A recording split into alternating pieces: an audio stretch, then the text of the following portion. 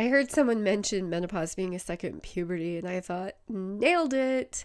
Of course, it's like a second puberty. Our hormones are all over the place like tidal waves. Wild thoughts race through our minds. We question our sanity. Everyone annoys us. I don't know about you, but that sounds a lot like my teenagers. Welcome to the Women Rock in Midlife podcast, soulful wellness to elevate your second act. You deserve to deeply love every moment of your life, living your best life with pure joy, optimal health and abundance, with the energy, time, and inner peace to savor experiences with your loved ones and with yourself. Hi, I'm Jen Kunkel. Join me on this soulful journey to complete wellness in midlife and beyond. So I've talked about this before, but I don't know if you've heard it. Perimenopause is the time before you actually hit menopause. Menopause is just one moment. It's the moment in time when you have reached 12 consecutive months of no period. Now, perimenopause can last for years. It usually starts in your 40s, but it can start in your 30s. And when I experienced it, it was actually my late 40s, almost 50. And well, I was probably experiencing some symptoms of it before that, like a skipped period here and there. And I actually thought that's all there was to perimenopause. And until I skipped that period, I didn't even know. I did not even know about perimenopause. And I didn't know about all of the effects that you could experience in perimenopause that are basically like a second puberty. Your hormones are on this roller coaster. The levels are fluctuating.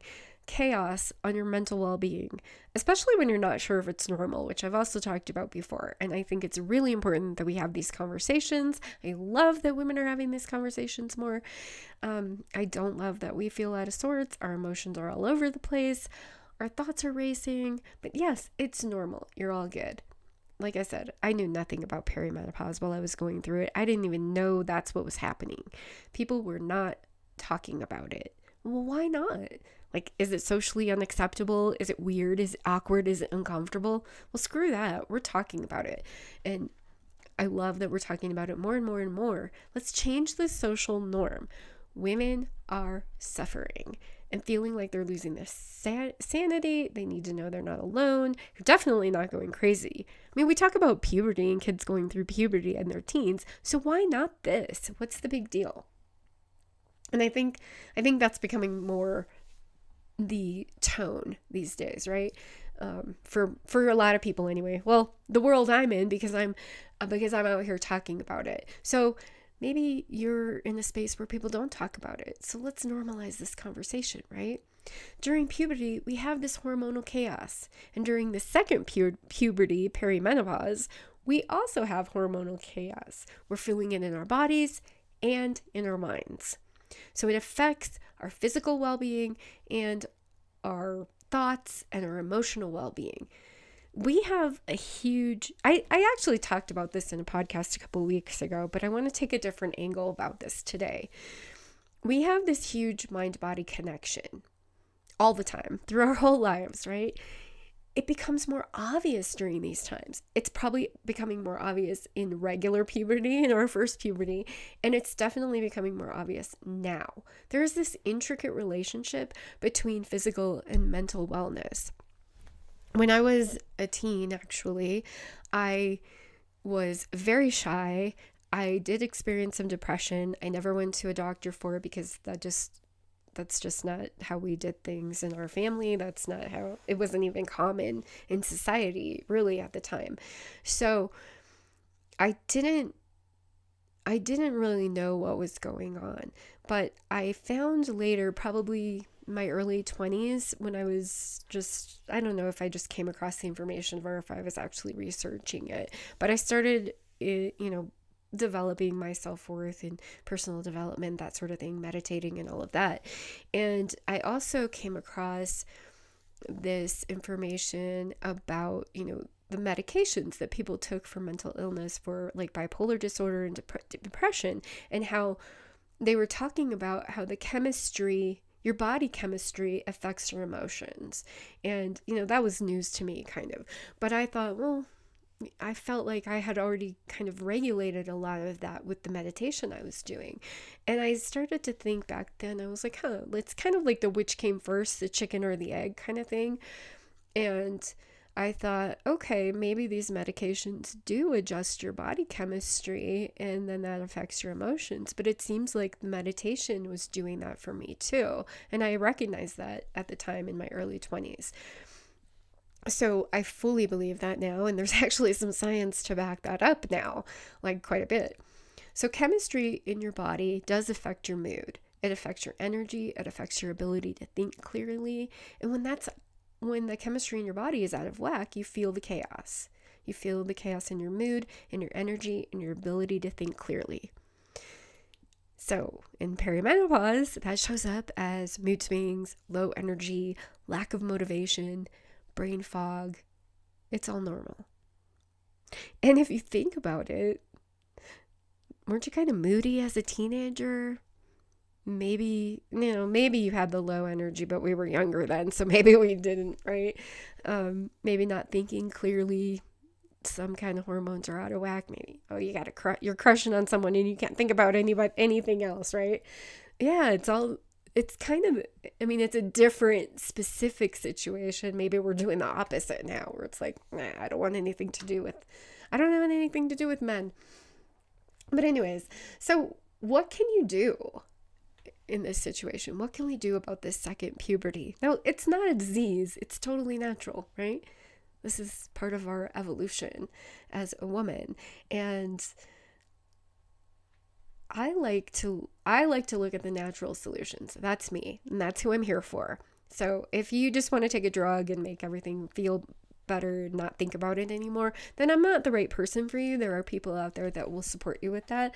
But I'm here for the women who want to use natural solutions to help alleviate and balance out the symptoms, who maybe even want to start looking at this as something to embrace. Why natural solutions? I think we humans tend to forget that we're part of nature. We're conditioned to accept medical intervention for pretty much everything these days. But I look at it like, is it really necessary? Especially because this is a natural process. It's a natural part of our lives. But you know what? You do what's right for you. Personally, I prefer natural solutions whenever possible, and that's who I'm here for, the other women who feel the same way. Or maybe you can't use some of the medications or HRT because of the side effects, or maybe you have concerns about it. So we can talk about all of this. We can talk about how we're feeling. We can talk about this second puberty. Remove any stigma that might be there. Change the norms. When we can talk about it, we won't feel alone or crazy. We'll know it's all normal. So my protocol that I use, the natural protocol, it's even different than some of the other natural protocols that you use. A lot of people think, oh, so you do supplements or diet or this or that. No. The protocol that I use, well, sometimes diet, yes, but small tweaks in your lifestyle can have a dramatic effect. So I focus on holistic techniques, the whole picture. But the very first thing that I focus on is identifying triggers, learning to neutralize them in the moment. So there are certain things that are happening, and the way that you're perceiving them can trigger your emotional state, whether you're feeling depressed, anxious, panicky, stressed, or lack of motivation, even the hot flashes, night sweats, sleeplessness. One thing I found, I used to be able to drink coffee at 7 o'clock at night and go to bed at 8:30 and I would be fine. I could sleep through the night.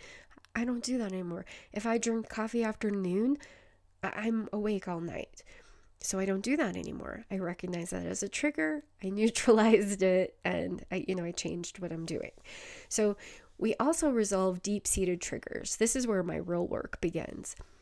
Hormones could be stirring up deep-seated emotions from past trauma and the shadow part of you that you've maybe been suppressing, things that have happened that you're like, oh, I'm fine, and not really recognizing as an issue, an ongoing issue so I look at it from an energy standpoint, right? So these things that have happened in your past, like emotional baggage, however you want to refer to it, emotional baggage, past trauma, shadow self, this side of you, you have this energy that you're carrying, and it might be underlying. It might be really, really deep within.